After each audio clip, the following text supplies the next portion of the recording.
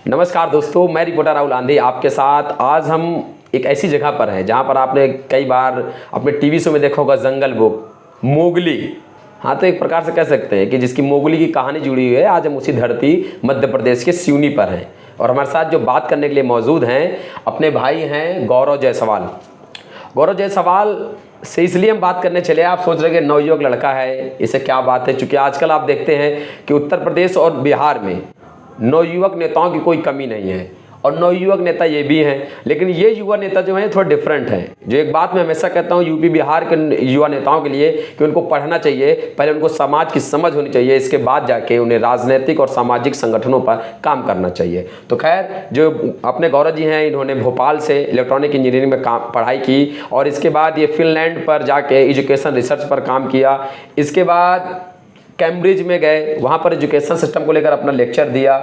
मतलब समझ रहे हैं ना आप, देश में ठीक है, आप विदेश में भी पढ़ाई लिखाई को लेकर इनकी एक विशेष रुचि है और इनकी एक संस्था भी है, अग्रणी संस्था। उस संस्था का उद्देश्य यही है कि वो समाज के वो तबका भी एजुकेशन की मुख्य धारा से जुड़ सके और हज़ारों बच्चों को उसमें माध्यम से शिक्षित कर रहे हैं। और वो वाली शिक्षा नहीं जो सिर्फ अखबारों में और टीवियों में छापाने के लिए चलती है कि 4 ठो किताबें बांटी और छप गए, खबर हो गई, बढ़िया से हो गई।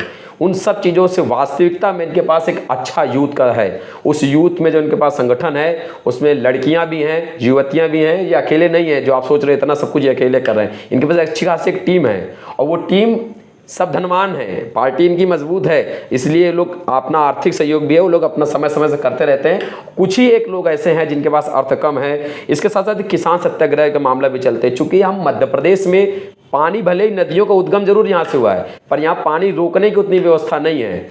इसी प्रकार ने देखा कि निमाड़ के क्षेत्र में सुभाष यादव ने जिस प्रकार से वहाँ नहरों का जाल बिछाया है, उस प्रकार से ये मांग करते रहते हैं कि यहाँ पर भी खेतों तक पानी पहुँच सके, जिससे किसानों का जो पालन पोषण है, किसानों की जो जीविका है वो बेहतर तरीके से चलती रहे। खैर, अगर मैं इनका परिचय से कराता रहूं तो बहुत देर हो जाएगा, लंबा हो जाएगा। लेकिन अब मैं सीधे सीधे गौरव जायसवाल जी, आपका स्वागत है आंधी एक्सप्रेस पर।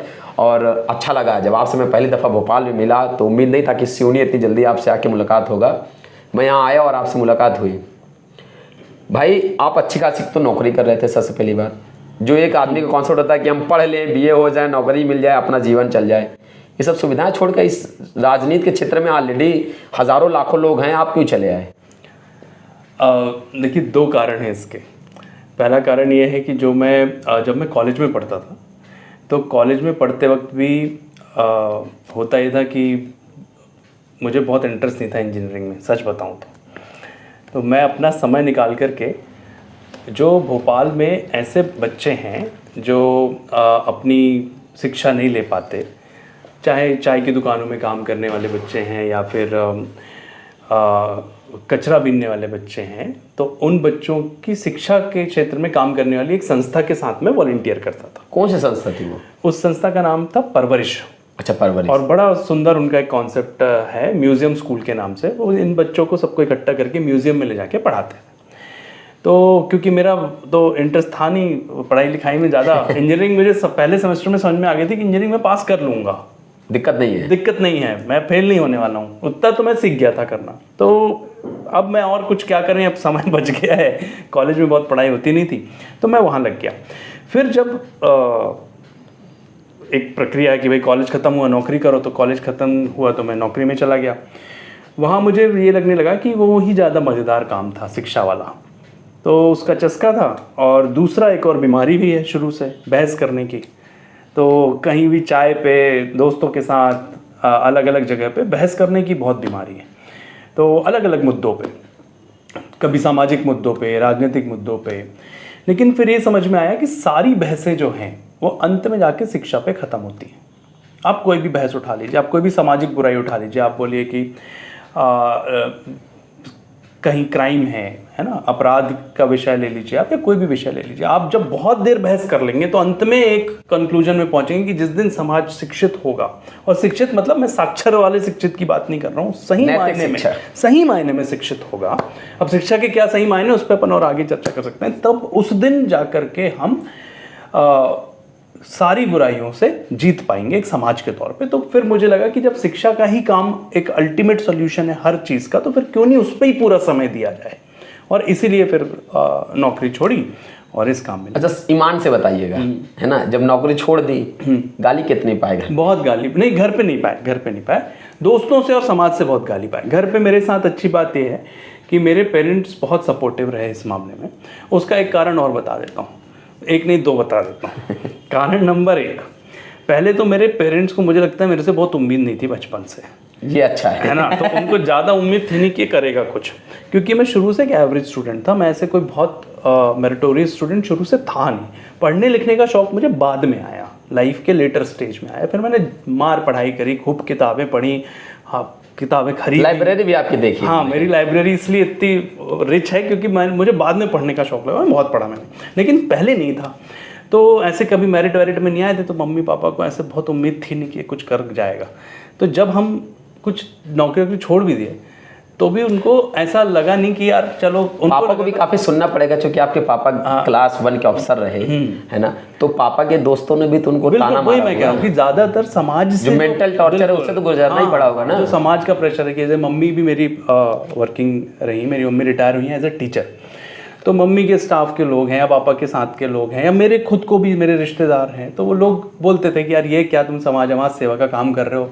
कुछ लोग कहते थे समाज सेवा का काम करना तो रईसों का काम है, जिन लोगों के पास बहुत पैसा है, रजवाड़े वाले लोग हैं, अपन लोग मिडिल क्लास के, लोअर मिडिल क्लास के लोग हैं, अपना काम ये सब करना नहीं है। तो ये इस तरीके की बातें आती थी। लेकिन घर वाले सपोर्टिव रहे 2 रीज़न से। पहला तो मैंने आपको बताया कि उनको मेरे से बहुत ज़्यादा उम्मीद नहीं थी। अच्छा, और दूसरा मुझे लगता है कि आजू बाजू जो दूसरे युवा बर्बाद हो रहे थे, तो शायद उनको ऐसा लगा होगा कि दारू नहीं पी रहा, जुआ नहीं खिला रहा, जो भी कर रहा है ठीक ठाक ही कर रहा है, तो गलत नहीं कर रहा, ये भी अपने लड़का हमारा जो है सही लाइन पर। हाँ, मतलब गलत लाइन। इंजीनियरिंग में जाने के बाद ही तुम सूखे नशे से बचे कैसे? क्योंकि लगभग लोग उसमें सबको ना, आपसे बेहतर कौन जा रहा है भाई, गोगा बना तो सीख ही जाते ना। हाँ, मतलब थोड़े संगत ठीक रही। मतलब मैं पहले दूसरे साल तो थोड़ी संगत मेरी इंजीनियरिंग में बहुत अच्छी नहीं थी, लेकिन बाद में क्योंकि कैट की प्रिपरेशन वगैरह करने लगे और तो कुछ अच्छे पढ़ने लिखने वाले साथियों के साथ समय बिताया। और फिर ये जो मैं काम बता रहा हूँ आपको, जो मैं बच्चों को पढ़ाने वाला काम करता था, इसके कारण होता ये था कि अपना एक सेपरेट सर्कल, इंजीनियरिंग के बाहर का जो सर्कल था भोपाल में, ऐसे और भी युवा थे, मैं अकेला तो था नहीं, मेरे बिल्कुल, मैंने ये बात को पहले ही कहा। और भी बहुत सारे युवा थे जो उस तरीके की संस्थाओं में काम करते थे। तो एक समय तो ऐसा था कि भोपाल में हमने ऐसे युवाओं का ही एक संगठन बना लिया था कि हम काम करें। हाँ, इंजीनियरिंग पढ़ते वक्त कि ऐसे युवा जो अलग अलग संस्थाओं में, चाहे वो दिव्यांग बच्चों के साथ काम करने वाली संस्थाएं हों, चाहे वो शिक्षा के क्षेत्र में काम करने वाली संस्था हो, चाहे स्पोर्ट्स के क्षेत्र में काम करने वाली संस्था हो, कला के क्षेत्र में काम करने वाली संस्था, ऐसी संस्थाओं में काम करने वाले युवाओं का हमने एक समूह बना लिया था कि भाई आप 1-2 घंटे अपनी पढ़ाई तो कर ही रहे हैं या कहीं नौकरी कर रहे हैं, तो थोड़ा समय दीजिए, उतना समय आप इन संस्थाओं को दीजिए। तो क्योंकि उसके कारण एक नई संगत भी तैयार हो गई थी इंजीनियरिंग की संगत के बाहर, तो इसलिए बच गए। ये जो आपका प्रश्न कि नशे वशे से कैसे बच गए, नहीं ऐसे बच गए, मैं इसलिए कह रहा हूँ ये गलत तो नहीं है ना। हाँ। लगभग बड़ी संख्या, बड़ी संख्या देखा जाए तो बड़ी संख्या में लोग। और तब तो आप कह रहे हो कि इंजीनियरिंग अब यहाँ भी है। आपको मैं सिवनी शहर की सत्यता बता रहा हूँ। सिवनी में आप एक आम पान की दुकान में या किसी किराने की दुकान में मोहल्ले की जाएंगे तो वहाँ पे आपको वो जो रोल करने का क्या गोगा शायद बोलते हैं उसको, हाँ, वो जिसमें गांजा भरते हैं, तो वो आपको बिकती है भाई, हर जगह मिल जाती है। 11 रुपया 70 रुपये कुछ आती है, हमारे दोस्त भी खरीद लेते थे। आपको पूरे जितनी आसानी से वो उपलब्ध है दुकानों में, इससे आपको उससे पता चलता है कि इसकी बिक्री कितनी है। एक चीज़। दूसरा, अब सिवनी जैसे शहरों में गांजे के और आगे जा कर के स्मैक वगैरह की बिक्री जो है वो भी बहुत बढ़ गई है। और अभी पिछले साल की घटना है, यहाँ पे कुछ युवा, इस मामले में पुलिस ने उनको पकड़ा भी। और छोटे शहर के लिए, सिवनी ऐसे छोटे शहर के लिए एक बड़ी शॉकिंग खबर है कि यहाँ क्या युवा जो है और स्कूलों में और कॉलेजों में पढ़ने वाले बच्चे जो हैं वो इस तरीके की गतिविधियों में संलिप्त हैं। तो ये एक बहुत चिंता का भी विषय है। ये जल्दी रईस बनने के कई सारे टर्म भी हैं ये। हाँ बिल्कुल, हाँ, ये तो सही। देखिए, वो तो ड्रग जो है वो तो हमेशा से ग्लोबली, अगर आप ड्रग की हिस्ट्री देखोगे, स्टार्टिंग फ्रॉम इटली और सिसिली के जो ड्रग लॉर्ड्स थे और वहाँ से वो शुरू हुआ, कैप्टागॉन तक भारत आ गया। बिल्कुल। अब बचा क्या है जब ड्रग्स में कैप्टागॉन आ गया। पूरी दुनिया अक्रॉस द वर्ल्ड आपको इसके ऑप्शंस मिलेंगे। बाद में फिर टेररिस्ट ऑर्गेनाइजेशंस, उनका इन्वॉल्वमेंट, तालिबान कैसे बना, उन लोगों ने भी गांजे की खेती और अफीम के काम से बढ़ा। इवन अंग्रेजों ने सबसे ज़्यादा टैक्स जो है वो बहुत बड़ी संख्या में अफीम के किसानों से वसूला। तो ये तो नशे का और अपराध का, चाहे वो सरकारों के द्वारा किया गया अपराध हो कि अंग्रेजी सरकारों ने जो अपराध किया, और चाहे वो आज के बच्चों के द्वारा या युवाओं के द्वारा किया जा रहा अपराध हो, इसका तो ड्रग्स का और इसका बहुत सीधा संबंध रहा है। और समाज का ये लड़ाई है कि हम कितना अपने बच्चों को और युवाओं को इस जहर से बचा सकते हैं। देखिए, मेरा व्यक्तिगत जो मानना है, अगर इसको सच में बचाना है तो लोगों को खुद से लड़ना होगा। ये पुलिस प्रशासन के दम पे बात है, प्रशासन की बात है, ये नहीं संभव है। ये सब जानते सब है एक दूसरे को, कौन क्या कर रहा है। बिल्कुल बिल्कुल ऑर्गेनाइज, देखिए हाँ, पूरी व्यवस्था ये सिस्टम है, इसको तोड़ने के लिए लोगों को आना पड़ेगा। ये ऑर्गेनाइज्ड क्राइम है। ये सारे क्राइम जो है ये पहले ऑर्गेनाइज होते हैं, फिर होने शुरू होते हैं। तो ये बिना ऑर्गेनाइज हुए ये क्राइम होते हैं, फुल प्लानिंग के साथ होते हैं, तभी कभी कोई पकड़ गया तो पकड़ गया, नहीं तो अच्छे से सब फलीभूत हो रहे हैं। कई बार कठिनाइयां भी आती होंगी। हाँ देखिए, जीवन में तो कठिनाइयाँ सबके आती हैं। मैं तो मानता हूँ कि मेरा तो बड़ा आनंद का जीवन है, और वो इसलिए क्योंकि मैं अपने मज़े का काम करता हूँ, है ना। तो एक तो फैज़ साहब का एक शेर है कि वो लोग बड़े खुशकिस्मत थे जो इश्क को काम समझते थे। बहुत बढ़िया। या काम से आशिकी करते थे। हम जीते जी मशरूफ़ रहे, कुछ इश्क किया कुछ काम किया। तो मेरे साथ अच्छी बात है कि मैं वो काम करता हूँ। मुझे लगता है पीयूष मिश्रा ने इस पर पूरी किताब भी लिखी है, उन्होंने एक लंबा काव्य लिखा है, कुछ इश्क किया कुछ काम किया। तो मुझे लगता है कि मैं क्योंकि अपने काम से इश्क करता हूँ, मैं जो काम करता हूँ मुझे वो काम बोझिल नहीं लगता ना फिर। बिल्कुल नहीं, मैं बच्चों को पढ़ाता हूँ, शिक्षा पे समझ बनाता हूँ अपनी। तो मैं जब कोई मुझसे पूछता आप क्या करते हो, इस मुहिम को कहाँ तक ले जाना चाहते हैं? हमें देश के सरकारी स्कूल ठीक करने, सारे पूरे, हर स्थिति में भारत का एक एक सरकारी स्कूल अच्छा करना है। बहुत पहले जो समाजवादी देश में हमारे नेता हुआ करते थे शुरुआती, तो वो ये बात कहते थे कि चाहे प्रधानमंत्री का बच्चा हो और चाहे मजदूर का, सब एक स्कूल में पढ़ने चाहिए। तो वैसा शिक्षा के मामले में अच्छा लालू यादव के बारे में क्या ख्याल है शिक्षा को लेकर? देखिए, मेरी बिहार की शिक्षा व्यवस्था को लेकर के मेरी व्यक्तिगत समझ बहुत अच्छी नहीं है। हाँ, कोई बात नहीं, मैं बताता हूँ कि जो मुहिम आज आप सोच रहे हैं, लालू यादव ने एक स्कूल कॉन्सेप्ट खोला था वहाँ पे, चरवा विद्यालय। हाँ, चरवा विद्यालय, राइट। वो उसके बारे में मुझे पता है ना। तो वो जो कॉन्सेप्ट था वो दर्शाता था कि वो चाहता था कि व्यक्ति का अंतिम पंक्ति में खड़ा बच्चा पढ़ सके। बिल्कुल, उसके पास अगर नहीं समय विद्यालय जाने का तो वो जहाँ जाएगा विद्यालय वहाँ जाएगा। हाँ, लेकिन ये क्षमता थी, समस्या है वो मैं आपको बताता हूँ। सिर्फ लालू यादव नहीं, बाकी सारे राजनेताओं के बारे में, और ये मैं आपको शुरू से बताता हूँ। क्या हुआ जब देश आज़ाद हुआ, और अगर आप कॉन्स्टिट्यूशनल डिबेट्स पढ़ेंगे तो कॉन्स्टिट्यूशनल डिबेट्स में जहाँ फंडामेंटल राइट्स पे बात शुरू हुई कि मौलिक अधिकार देश में क्या क्या होने चाहिए, तो मौलिक अधिकारों की डिबेट में एक बात ये आई, बाबा साहब अम्बेडकर ने ये बात कही कि हमारे देश में शिक्षा जो है वो मौलिक अधिकार होना चाहिए, education should be fundamental right. वो जो बात थी, वो जो प्रस्ताव था, उसका विरोध किया सरदार पटेल ने। और सरदार पटेल इतने बड़े कद के नेता थे कि वो कुछ बोल दें और फिर वो हो जाए, संभव नहीं था कि, और सरदार का उनका एक अपना उसके पीछे एक लॉजिक था, कारण था। उन्होंने कहा कि भाई अभी देश के पास इतने आर्थिक संसाधन नहीं है कि हम हर बच्चे को शिक्षित कर सकें, और इसलिए अभी के लिए तो शिक्षा को हम मौलिक अधिकारों में नहीं रखेंगे। बाद में वो डायरेक्टिव प्रिंसिपल्स में आया। ये बात हो गई 1948-49 की, मान लेते हैं, है ना। फिर 20 साल बीते उसके बाद। अब 1968 में भारत में कमीशन बना जिसका नाम था Daulat Ram Kothari commission. Daulat Ram Kothari commission, Daulat Ram Kothari commission जो था, तो कोठारी कमीशन कहते हैं उसको शॉर्ट में। कोठारी कमीशन ने की जो सारी रिकमेंडेशन है, उसमें एक रिकमेंडेशन को मैं सबसे इंपॉर्टेंट रिकमेंडेशन मानता हूँ। वो है कि किसी भी सरकार को अपने GDP का 6% या कुल बजट का 20% शिक्षा पे खर्च करना पड़ेगा, यदि आपको अच्छी शिक्षा व्यवस्था बनानी है तो। अब ये बात हो गई 1968, है ना। 20 साल बीत चुके हैं, देश आज़ाद हो चुका है। 48 के बाद 49 के बाद एक बहस शुरू हुई। 68 में कोठारी कमीशन ने ये वाली बात कही। उस दिन से लेकर के जितनी सरकारें बनी और जितने मैनिफेस्टो आए, सब में शिक्षा की बात, सब में ये वाली बात है। मोदी जी 2014 में जब प्रधानमंत्री बने तो बीजेपी के मैनिफेस्टो में जो एजुकेशन का हिस्सा है उसका ये पहला पॉइंट था कि GDP का 6% हम खर्च करेंगे। जबकि उस वक्त जो मनमोहन सिंह की सरकार का आखिरी साल था, उसमें मनमोहन सिंह की सरकार ने 3.1% खर्च किया था जीडीपी का, और ये कह रहे थे हम 6% करेंगे।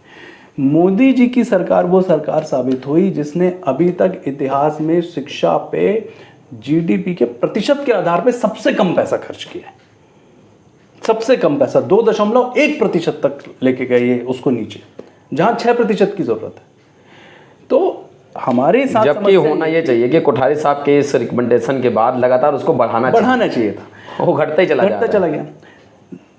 आम आदमी पार्टी की दिल्ली की सरकार इस वक्त की वो कुछ एकमात्र सरकारों में से एक है जो इस स्टैंडर्ड को पूरा करती, ना सिर्फ पूरा करती है, 20 नहीं 25% बजट उन्होंने शिक्षा में खर्च किया, 25%। तो लोग सवाल करेंगे, है ना। अब इसमें एक एंगल ये भी बनता है कि हाँ ठीक है, दिल्ली की सरकार के पास बहुत सारे और बोझ नहीं भी हैं, उनको पुलिस की तनख्वाह नहीं देनी है, उनके पास और बहुत सारी चीज़ें नहीं भी, बट फिर भी उनकी इच्छा शक्ति तो इससे दिखती है, क्योंकि उसके पहले भी तो सरकारें ऐसी रही हैं ना, और यूनियन टेरिटरीज में ऐसी सरकारें हैं जिनके पास गृह विभाग नहीं और सब, लेकिन वो भी तो नहीं कर रहे हैं ना। हम इनने करके दिखाया, हमारी सरकार ने करके दिखाया, और ये सबसे जरूरी काम है। सरकारी स्कूल सुधारना इस देश में इस वक्त सबसे अर्जेंट काम है। सारी सरकारों को सब काम छोड़ के इस काम में लग जाना चाहिए। आपने यदि ये कर लिया, आपको 20 साल लगेंगे इस देश को परिवर्तित करने में। हम बार बार बोल रहे हैं, आप 4 फ्लाईओवर कम बना लो ना, आप बच्चा बनाओ, आप नागरिक बनाओ। उनने नहीं 50 फ्लाईओवर बना लिए तो आप नाम बदल देना। स्वाभाविक है भाई, शिक्षा है, सवाल है, समझ है, तो अपनी चीज़ों को व्यवस्थित करेगा। हाँ। लोग इसलिए कहते हैं ना कि किसी को भीख देने से अच्छा है उसको काम दे दो तो रोज कमा खा लेगा, और शिक्षा दे दो तो सारी समस्याओं को खत्म, तो सारी समस्याओं को आने वाली पीढ़ी को, आने वाली पीढ़ी भी सुधार देगा। तो साथियों, गौरव जी का जो मेन टारगेट रहता है शिक्षा के प्रति जागरूकता है, और उससे भी मजे की बात देखो, गौरव जी ने खुद ही बताया कि पहले इन्हें खुद ही शिक्षा से ज़्यादा मतलब नहीं रहता था।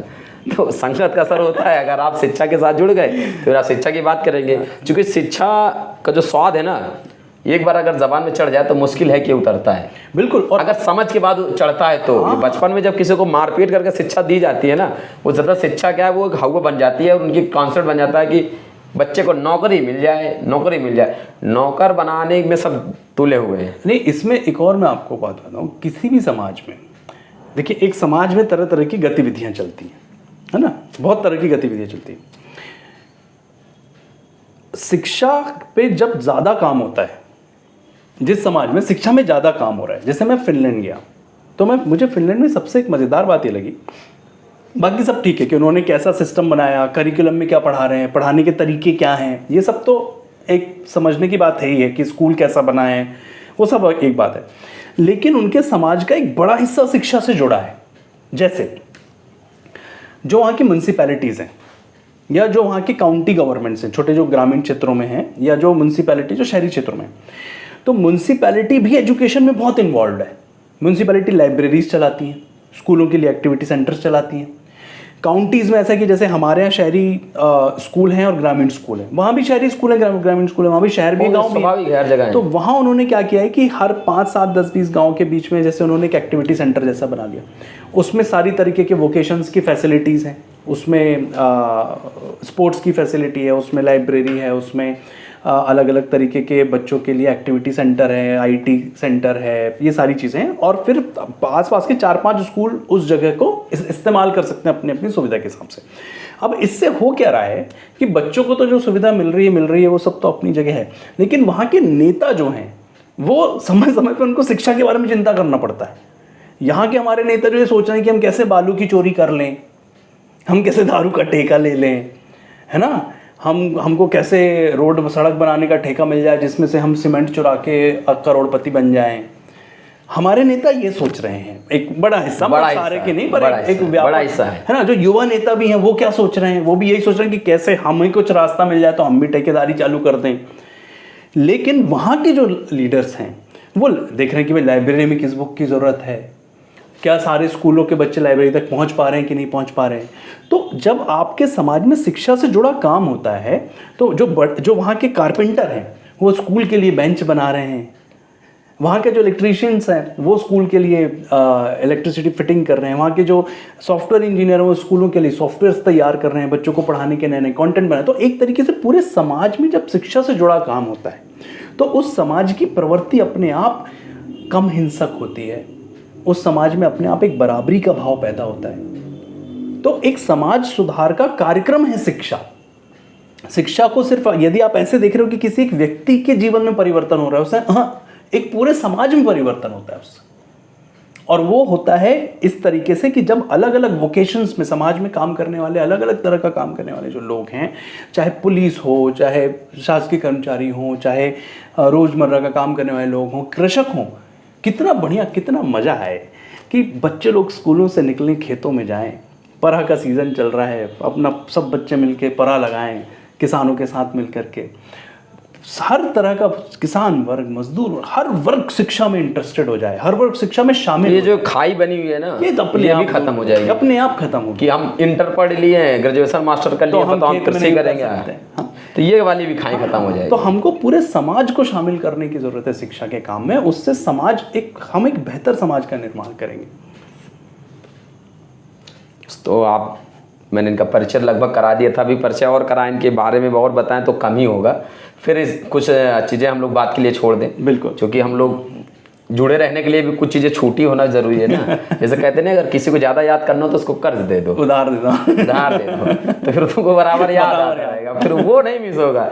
बुद्धि का लॉस भी हो ना, तब भी वो तुमको वो याद रखना, इसको तो कुछ दिए थे यार, इससे वापस लेना है। बिल्कुल। तो इसी प्रकार से हम लोग कुछ कर्ज छोड़ के जा रहे हैं, ताकि सिवनी की हमारा आवागमन जो है वो बाधित ना हो। स्वागत तो सब मिल जाएगा तो फिर हमारा आने का मन नहीं करेगा, कुछ छूटा होगा तो जरूर आने का मन करेगा। कोशिश करेंगे कि सिवनी में कल के दिन, चूँकि इनसे कुछ सिवनी में क्या है, पूरा क्षेत्र इनका एक जो शिक्षित वर्ग है और भी जो वर्ग है इससे जुड़ा हुआ है, तो कुछ शॉर्ट, कुछ वीडियो कुछ यहाँ पे बनाएंगे और इनसे मिलाया इसलिए आप लोगों को। और जब भी आपको लगे कि इनकी कुछ मदद लेना शिक्षा के क्षेत्र में, तो मेरे को बताना, मैं आप लोगों को सीधे कांटेक्ट करा दूंगा। और ये आपकी मदद करेंगे, इस बात के लिए मैं आप लोगों को आश्वासन देता हूँ। बहुत बहुत धन्यवाद।